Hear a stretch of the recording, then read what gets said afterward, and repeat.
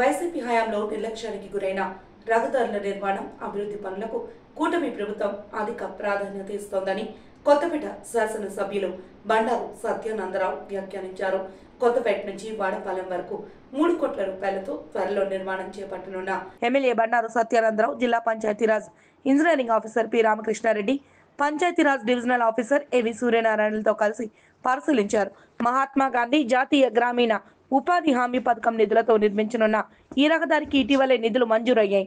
అత్యంత పారదర్శకంగా రహదారి నిర్మాణ పనులను చేపట్టి త్వరితగతిన పూర్తి చేయాలని అధికారులకు ఆయన సూచించారు. ఈ కార్యక్రమంలో జేఈ వీరభద్రరావు, తహసీల్దార్ రాంబాబు, సమాబాబు, బూసి జయలక్ష్మి, భాస్కర్ రావు, అధికారులు, కూటమి నాయకులు, కార్యకర్తలు పాల్గొన్నారు.